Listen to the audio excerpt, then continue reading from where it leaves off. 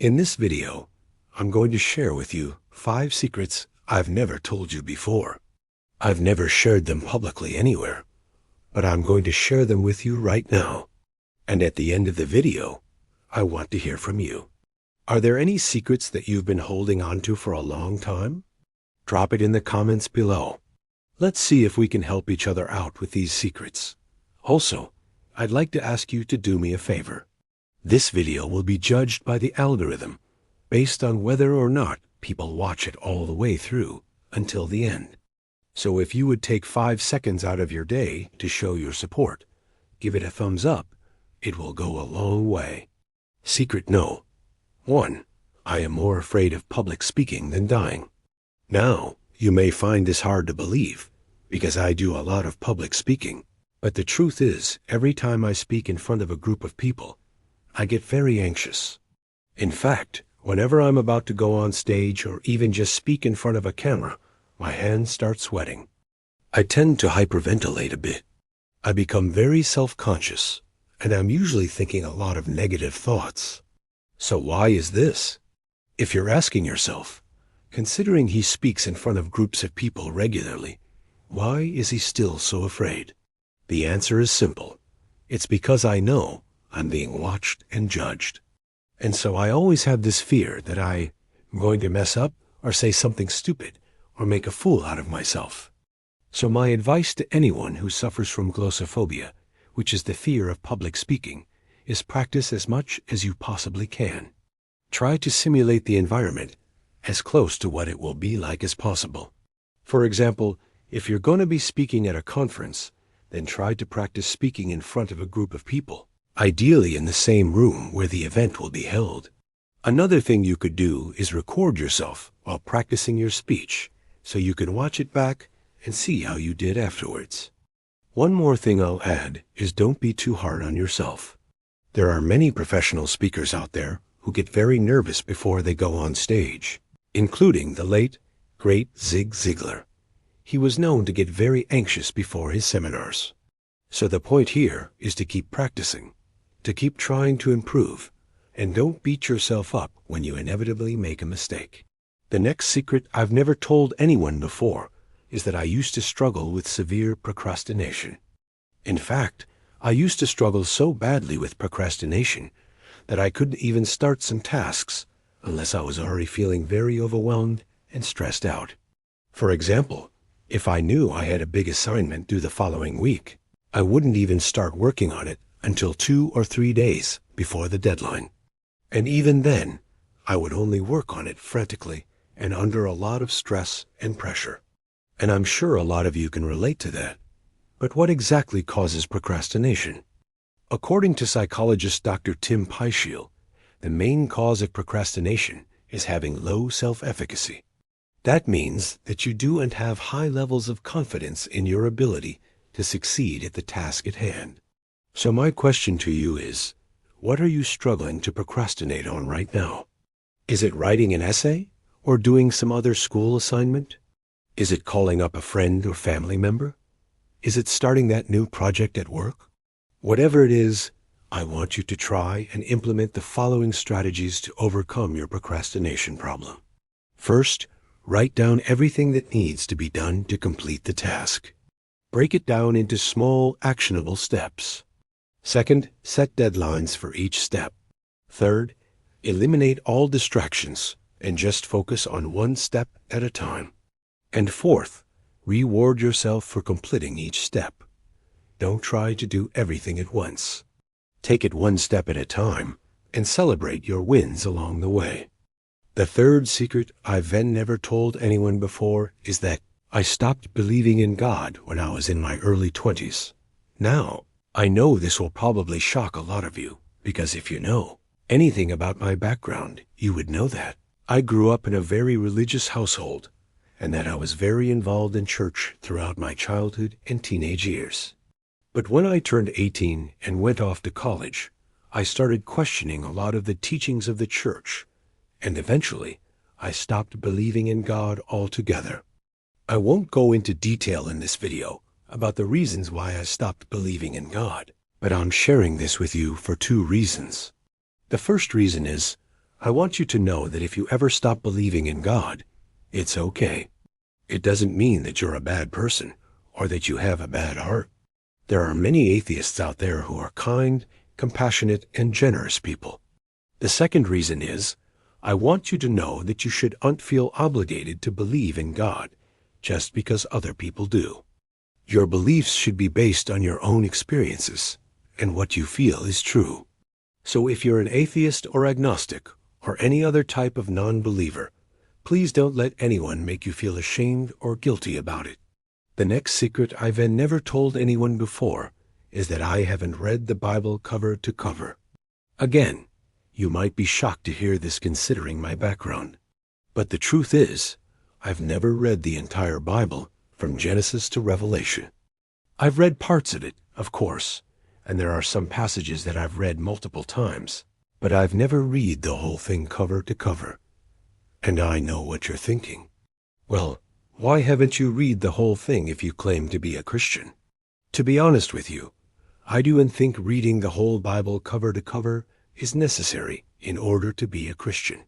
Now, of course, this is just my personal opinion, and you're free to disagree with me if you want to. But I believe that focusing on specific passages and applying those teachings to our lives is more important than trying to read the whole Bible in one sitting. Plus, there are over 66 books in the Bible, and it's not like every book is equally interesting or relevant to our lives. For example, I find the book of Leviticus to be very boring and not very applicable to my life today. But I absolutely love the book of Romans and the book of John. Anyway, my point is, we shouldn't force ourselves to do things that we do and want to do just because we feel like we should. If you want to read the Bible, read it. But don't put pressure on yourself to finish the whole thing if you're not enjoying it. And the last secret I am going to share with you today is that I wasn't always a confident and outgoing person. In fact, I used to be very shy and insecure. I didn't have many friends, and I didn't feel like I fit in. But over time, I learned how to become more confident and comfortable in my own skin. I did this by working on my self-esteem, by improving my social skills, and by surrounding myself with positive people. Now you might be thinking, well, it's easy for you to say, but I'm really shy and introverted. I don't know how to become more confident.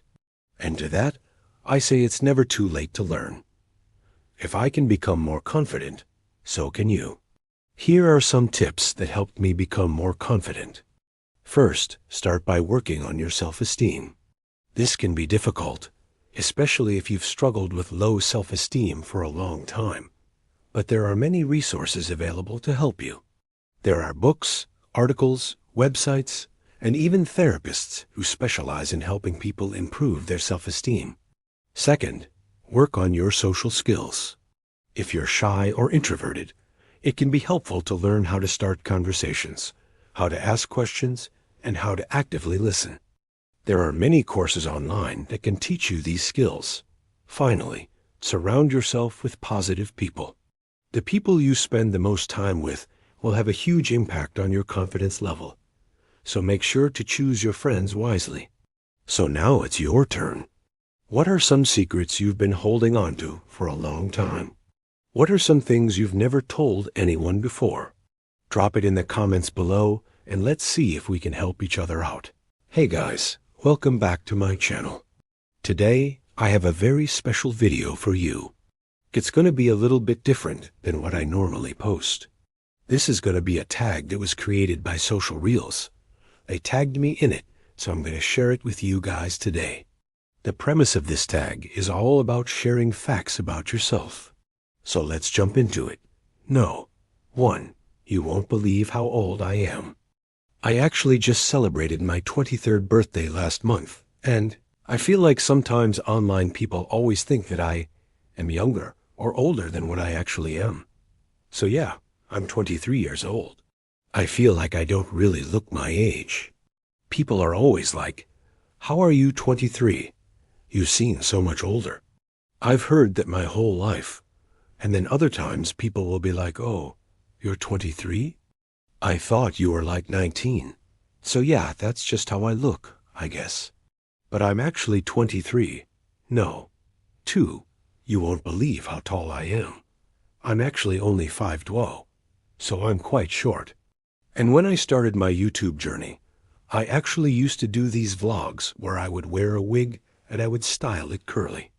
And the wig actually made me look taller. So people always thought I was like 5'6", which is honestly like my goal height. So they thought I was like my goal height, but I'm really not. I'm actually quite short. So yeah, I'm 5'12", almost 5'3". But yeah, I'm quite short. No, 3. You won't believe what my dream job was. I actually wanted to be a marine biologist when I was younger. This is actually funny because right now I study communications, and I'm also starting a YouTube channel. So completely opposite from what I originally wanted to do. When I was younger, I absolutely loved animals. I was one of those kids who would bring home strays. We had like 3 dogs at one point. My mom was not happy. I love animals. So I really wanted to work with animals when I grew up. And I was obsessed with the ocean. Still am. But I was obsessed with the ocean when I was young. And I remember we used to go to this place in Southern California called the Birch Aquarium, and I just remember thinking that place is magical. It's like aquarium heaven. And I just wanted to work there one day. So I really wanted to be a marine biologist, and I really wanted to live in San Diego. And I ended up going to college here in San Diego and studying marine biology for 2 years. I didn't really enjoy it as much as I thought I would. It was very science heavy, and there was a lot of lab work. So I decided to switch my major to communications, and I also took on a minor in business. And I knew right away that communications was definitely the route I wanted to take. So yeah, that's why I'm starting a YouTube channel and doing influencer marketing. That's kind of where my passion lies. So I'm really glad that I switched my major to communications. Number 4. You won't believe where I'm from. I'm actually from a small town called Laguna Beach, California. I grew up there my whole life, and it was definitely a very fun childhood. I grew up right by the ocean, literally walking distance from the beach. And it was just like a very fun, tight-knit community. Everyone knew everyone. It was super cute. There wasn't really any crime. It was just like a very fun place to grow up. Definitely wouldn't trade it for the world. And I'm really glad that I grew up there. Laguna Beach is actually known for having this TV show here. So when people find out that I'm from Laguna Beach, they're usually like, "Oh, you're from that show, Laguna Beach?" And I'm like, "No, I wish. I was never on the show. I don't even know anyone from the show." Yeah, but that's what my hometown is known for. So it's always funny when I tell people where I'm from. Number 5. You won't believe what my hidden talent is. My hidden talent is actually beatboxing. I don't know if you guys know what that is, but it's basically when you make music with your mouth. So yeah, I can like beatbox and make music with my mouth. And I learned this when I was in middle school. I used to be really into anime and K-pop. And I remember watching one of my favorite K-pop groups, and they were beatboxing in one of their songs. And I was just like, wow, that's so cool. I want to learn how to beatbox. And so I just taught myself how to beatbox. And yeah, I still practice beatboxing until today. I'm by no means like a professional beatboxer, but I can definitely hold my own. So yeah, that's my hidden talent. Now that you know 5 facts about me, I'm going to tag some of you guys to do this as well. And if you don't want to do this, you don't have to. But I'm tagging Ally, Diana, and Gabby. If you guys want to do this, please let me know. I would love to see your answers to these questions. But yeah, that's going to wrap up today's video. Hello, my name is Name. I'm a reporter at a major news outlet. Today I'm going to be sharing 5 shocking facts about myself that most people don't know. The first fact is that I have a twin sister. Yes, I have an identical twin sister who is a few minutes older than me. Growing up, we were inseparable and shared everything from clothes to dreams.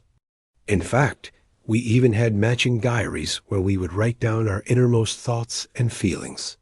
However, when it came to our love lives, we couldn't be more different.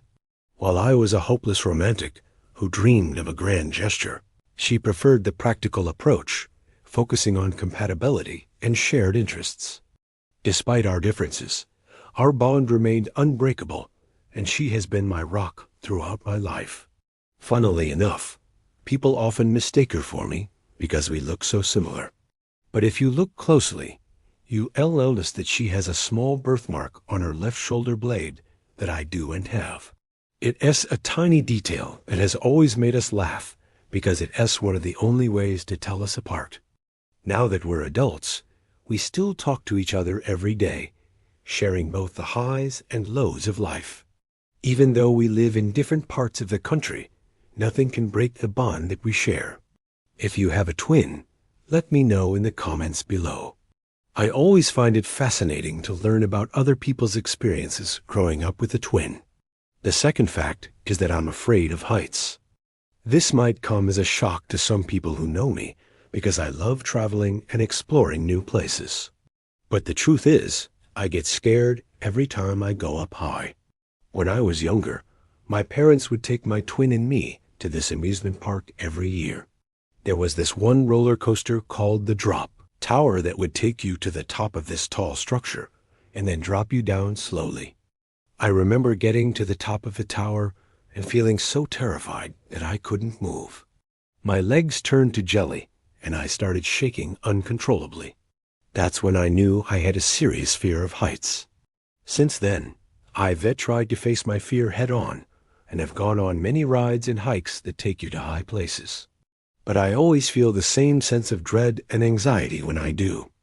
And yes, I am that person who gets scared to go up the Empire State Building or climb the Sydney Harbor Bridge. But I try to make the best of it and remind myself that the view is probably worth it. So if you ever with me on a trip and I start freaking out on a Ferris wheel, just know that this is not a fun fact. Fact no. 3. I used to be a competitive swimmer. I know it doesn't look like it, but I actually used to be pretty good at swimming. When I was in elementary school, I would wake up before sunrise to train with my swim team. We would practice laps, starts, and turns for hours on end. I remember spending more time in the pool than my own home. It was definitely challenging, but I loved every minute of it. I ended up competing in several regional competitions and even won a few medals. Swimming taught me the importance of discipline, hard work, and teamwork. And I still try to apply those lessons to my life today. Now that I'm older, I don't compete anymore, but I still love to swim for fun. It's such a great workout and a chance for me to clear my mind. I also love that it's a full body workout that doesn't put stress on my joints. After a long day of reporting or writing, I find that swimming is a great way to unwind and distress. Plus, there's something really peaceful about being in the water that helps me relax. If you want to learn how to swim, I highly recommend it.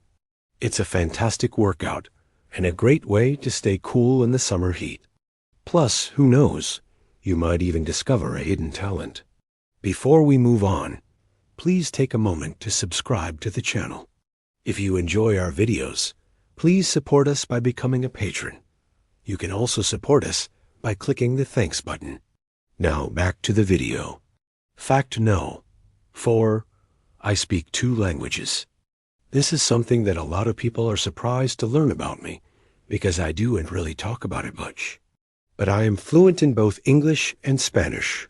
I learned Spanish while living in Spain for a year when I was in college. It was such an amazing experience and I'm so grateful for the opportunity to have lived there. I picked up the language pretty quickly because I was surrounded by it all the time. I would use it when talking to my host family, friends, and even shopkeepers. I also took some classes to help brush up on my skills. Speaking 2 languages has definitely been a blessing for me. It's opened up many opportunities and allowed me to connect with people on a deeper level.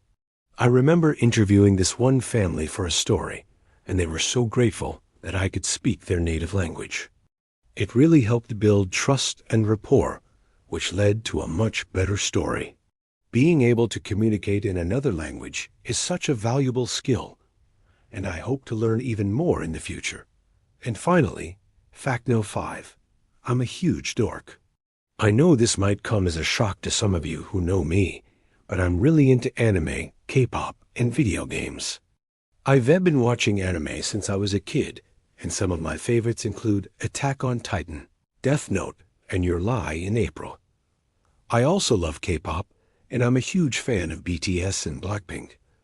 I got into K-pop a few years ago, and I've been hooked ever since. I think the music is so catchy, and the performances are incredible. As for video games, I'm a huge fan of RPGs and strategy games. I love playing The Legend of Zelda and Fire Emblem. Video games have always been a great way for me to relax and unwind after a long day. There's just something about exploring new worlds and solving problems that is so satisfying. I mean, who doesn't love a good game? It doesn't make me any less of a reporter, does it? Okay, maybe it does. But hey, we all have our hobbies and passions. So there you have it. 5 shocking facts about myself that most people don't know. I hope you enjoyed learning more about me and maybe even found some common ground. I have a lot of secrets. There are some things that I just don't tell people. Some things are better off undisclosed. You know what I mean? Everyone has little secrets like that, but I bet yours aren't nearly as juicy as mine. Well, maybe they are. I don't know your life. But today, I am going to tell you my top 5 undisclosed confessions. Confession no. One is going to blow your mind, because it's about something that I am literally addicted to. And this addiction is actually very dangerous. It's extremely painful when I go without it. I lose all my focus and I get super irritable. So what is this addiction? Drum roll, please. It's coffee. Yeah, I'm an addict. I'm pretty sure I have developed a tolerance to coffee at this point. I probably drink 4 cups a day. I always have coffee in my system. And if I don't have coffee, I feel absolutely awful. I'm super twitchy. My hands are always shaking. I'm super jumpy. I can't sleep. I'm not focused. I feel terrible. I feel like garbage. I cannot think straight. I need coffee. And I also really enjoy coffee. Don't get me wrong. I love a hot beverage. I love the smell of coffee in the morning. I love that first sip. I love how it feels to hold a warm mug in my cold hands. I just love everything about coffee. Unfortunately for my body, though, coffee isn't good for it. I wish it was. I wish I could have my cake and eat it too, so to speak. I wish I could have my coffee and not have to deal with the jitters and the anxiety and the stomach aches and the inability to sleep. But no, God said no. God said, you can have coffee, but you can't have any of the benefits of it. So I'm stuck in this sort of weird situation where I need to have coffee to function, but I hate how it makes me feel afterwards. I feel horrible. I feel bloated. I feel sick. I'm itchy everywhere. I have heart palpitations. But it's worth it because without it, I feel even worse. And yes, I've tried switching to decaf. Yeah, I've tried that. I used to drink only decaf coffee. I thought that would help. I'd have my coffee, and then I wouldn't feel all jittery and anxious, but I would still get all the benefits of coffee. I got disappointed. The decaf didn't taste good. It wasn't the same thing. Drinking a cup of decaf coffee is like getting punched in the gut. It's terrible. That's why I stopped drinking it. I'm a coffee addict. I love coffee. I need coffee. I crave coffee, especially in the morning. Coffee is my first thought every single morning.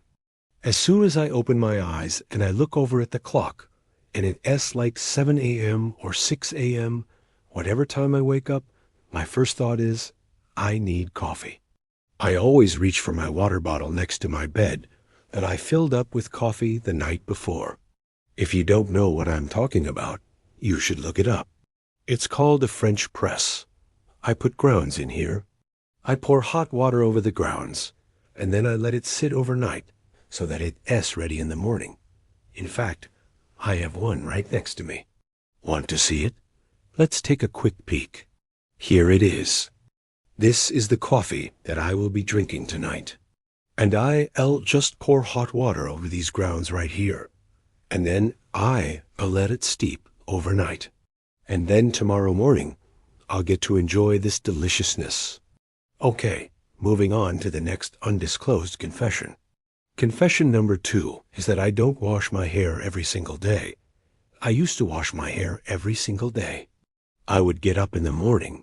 I would wash my hair. I would brush it. I would do everything to my hair in the morning before I went to school. And then after school, I would wash it again. I would get all dolled up, but I don't do that anymore. I don't wash my hair every single day. I usually wash my hair once or twice a week. Sometimes if I'm feeling extra lazy, I won't wash my hair for like 2 or 3 weeks. It depends on how busy I am, you know. If I'm filming a lot of videos, I tend to wash my hair more often because I'm touching it more often. It gets dirty more often. If I'm not filming as much, I don't touch my hair as much, so it doesn't get dirty as often. But overall, I would say that I wash my hair once or twice a week. Some people might find that disgusting, but I don't care. I'm not washing my hair every single day. My hair is naturally curly, so it tends to stay dirty for longer periods of time. Straight hair gets greasy faster, but curly hair stays kind of clean for longer. Does anyone else think that? Anyway, I don't wash my hair every single day. Okay, moving on to confession no. 3. This one is going to surprise you guys, because you all know that I love animals. I have dogs. I have cats. I talk about animals all the time on this channel, but I haven't always been an animal person. When I was younger, I didn't really like animals that much. I liked them from a distance, but I didn't really want to be around them that much. I used to be scared of most animals. I used to be scared of dogs. I used to be scared of cats. I used to be scared of birds, squirrels, anything. I was terrified of all animals. I still am kind of scared of some animals, but overall, I like animals now. I'm not as scared of them anymore. I'm not as indifferent towards them anymore. I actually really enjoy being around animals, but I haven't always been that way. I used to not like animals. I used to be scared of them. Okay, moving on to confession. No. 4. Something that I've never disclosed before is that I actually auditioned for America's Got Talent, and I did not get on. Yes, I did. Auditioned for America's Got Talent when I was younger. I think I was 12 or 13 years old. I sang in front of the judges, and they weren't impressed. They were not impressed at all. I completely bombed the audition. And I remember that because I was in the audience, and someone yelled out, "What the F did I just witness?" After I got done singing, I'll never forget that. I'll never forget the look on the judges' faces. They were not impressed. They hated it. Simon hated it. Howie hated it. Heidi Klum hated it. Everyone hated my singing. And to make things worse, I forgot the words to my song midway through. I had a karaoke version playing in my ears, and midway through the song, I couldn't hear it anymore because I think I tripped over my own feet or something. And so I started forgetting the words. And it was the most embarrassing experience of my life. I was mortified. But I'm glad it happened, because now I am not scared to get on stage and sing in front of a crowd. I'm not scared to mess up because I already did. I already bombed an audition for America's Got Talent. What's the worst that could happen? Someone yells at me, "What the F did I just witness?" So yeah, I did audition for America's Got Talent, and I bombed. It was horrible. I hate it. I regret it. I wish I could take it back, but I can't. All we can do is move forward. And finally, my last undisclosed confession is going to break your hearts, because it is about something that I don't have anymore. I don't have my tonsils anymore. I used to have tonsils. I used to be able to say tonsils as a kid. I could say it. I could say it. I've always been able to say it. But I don't have tonsils anymore. I used to have tonsils. I don't know if you guys know what tonsils are. I'm sure you do. Tonsils are those little things at the back of your throat. You have tonsils. I don't. I had tonsils removed when I was younger. I was sick all the time when I was younger. I was sick all the time. I would get strep throat every single year, and my tonsils were huge. They were massive. They were so big, I could barely breathe through them.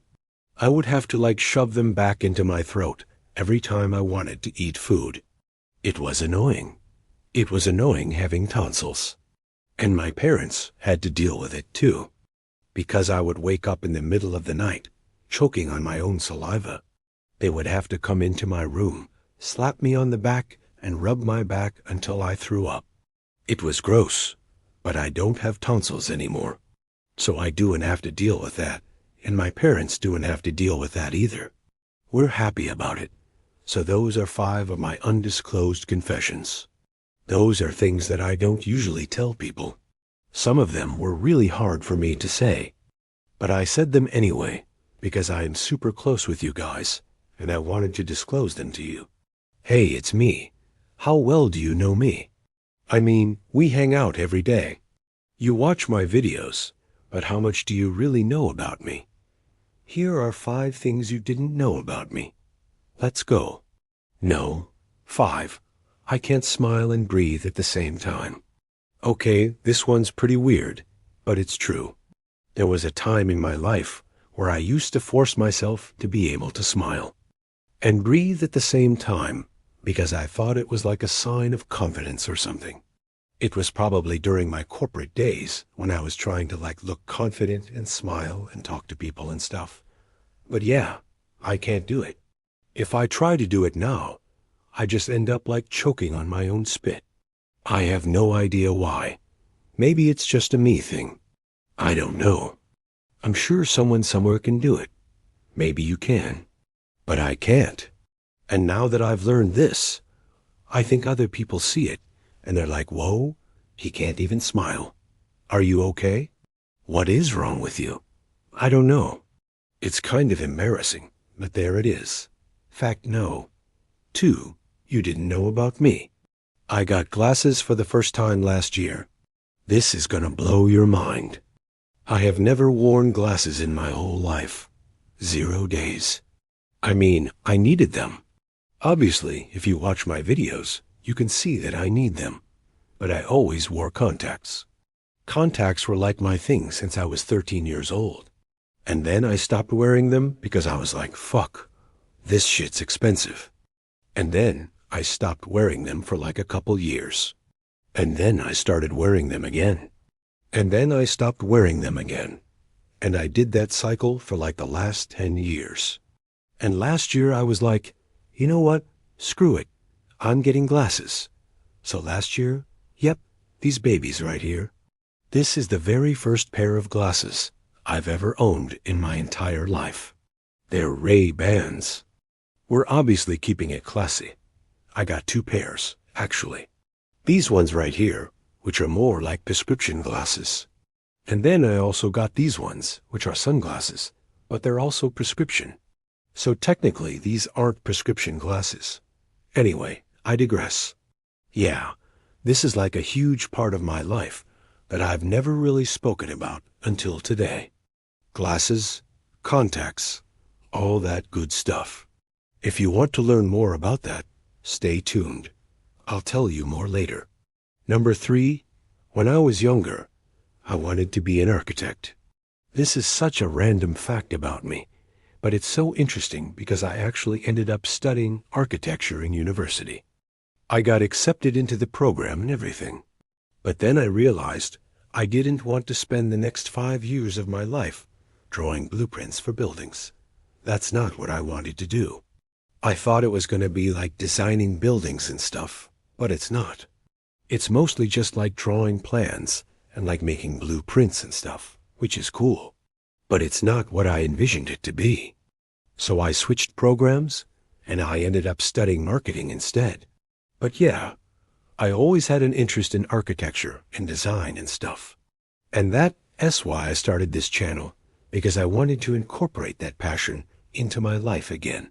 Which is why I make videos like this one, where I show you how to design your dream setup and share inspirational setups and stuff. It's kind of like the blueprint of your room, right? Like I'm showing you how to design the layout of your room, the furniture placement, the lighting, all that fun stuff. Number 4, I hate Mondays. Okay, who doesn't hate Mondays? Who likes Mondays? Be honest with yourself. Why did you pick Monday as the first day of the week? I don't get it. Sunday should be the first day of the week. That makes the most sense. Everyone has different opinions though, right? But come on, Sundays are chill. Sundays are relaxing. Sundays are sleepy. Sundays are like warm and cozy, and you get to watch the Super Bowl, like American football. It's just better. Everyone knows Sunday is the best day of the week. So why is it the second best day of the week? It shouldn't be the second best day of the week. It should be the first. And Fridays suck. It's always raining on Fridays. At least it is here in Vancouver. It's always gray skies, cold weather. Everyone's rushing to leave work early. Everyone's like stressed out, and traffic is a nightmare. Just looking back on it, it was always a bad day. So I don't know why we have Mondays being the first day of the week and Fridays being the last. Doesn't make sense to me. Anyway, rant over. And finally, no. 1. You didn't know about me. I speak 3 languages. I am a trilingual. The 3 languages I speak are English, obviously, Mandarin, and Cantonese. Now when I say speak, I don't mean like fluently. With English, I speak it fluently. I mean, I'm Canadian, so of course I'm fluent in English. But with Mandarin and Cantonese, I only speak it somewhat. Like I understand it way more than I can speak it. So if you ever reach out to me in any of those languages, I might not be able to respond back in that language, but I will always appreciate the effort. It's always cool to see people speaking different languages on my channel. So shout out to everyone who reaches out to me in other languages. It's always super cool. The reason why I speak multiple languages is because I grew up in a trilingual household. My dad speaks English and Mandarin, and my mom speaks Cantonese. So when I was younger, I would always hear those 3 languages being spoken around the house, which is why I'm somewhat fluent in all of them. But the sad thing is that because I grew up in Canada, I picked up English the fastest, which is why I'm most fluent in English. I haven't really put too much effort into speaking Mandarin and Cantonese. I wish I could be more fluent in those languages. But yeah, that's where I'm at. There you have it. Those are 5 things you didn't know about me. Do you know more things about me that I didn't share in this video? Let me know in the comments down below. Hi guys. I'm here with an extra special episode of My Drunk Kitchen.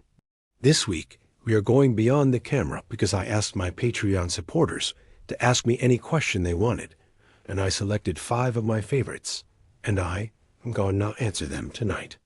If you enjoy this video, please share it with your friends who might also enjoy it. And if you like my work, please support me through the link in the description. And now let's get started.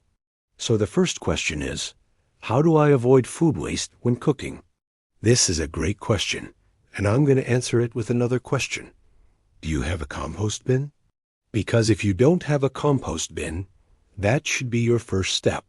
Composting kitchen scraps is the most environmentally friendly way to recycle and break down food waste. So if you can have access to a backyard or a balcony or a fire escape, composting is the first place I would start. If you living in a small apartment like me, and you don't have a balcony or a fire escape or a backyard, then you can purchase a Bokashi bucket, which is an amazing device, where you can keep your food scraps in a bucket and then bury them at a local park once they ready. Or you could look into worm composting, aka vermicomposting.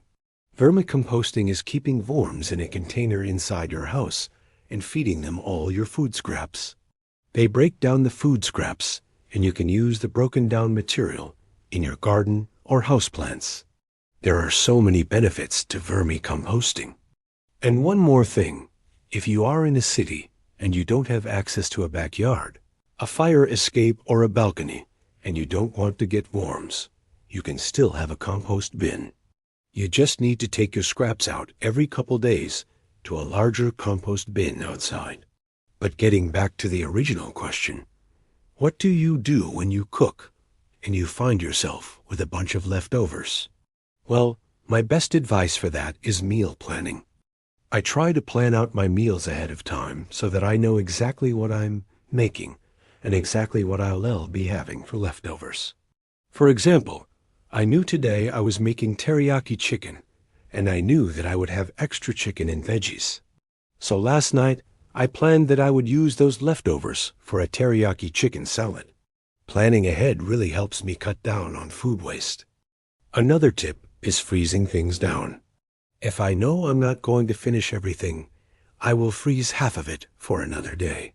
That works well with soups, stews, stir-fries, and anything that has protein. The next question is, can you do a voiceover episode while drinking? Yes, I can, and I have.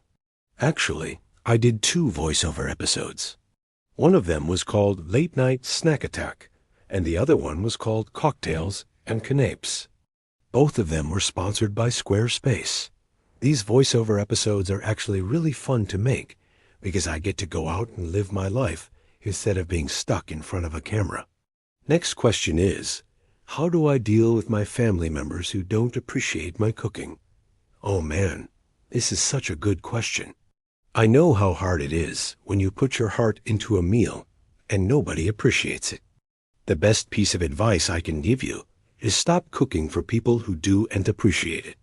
I know that sounds dramatic, and you might be thinking, Monica, my family members are my family members, and I'm supposed to cook for them. But if you're cooking for people who don't appreciate it, you're doing it for yourself. Sometimes when people don't appreciate something, it's because they don't understand it. So you need to explain to them that you've spent hours working on this meal, and you appreciate it if they could try to be more open-minded about it. And even if they don't come around, stop cooking for them. Seriously, sometimes we feel obligated to cook for people who don't appreciate our cooking. But you need to save that energy for people who do. If you're cooking for people who don't appreciate it, you're going to burn out, and you're not going to want to cook ever again. So save your energy for the people who do appreciate it. Okay, this next question is, what are some tips for someone who wants to start a food YouTube channel?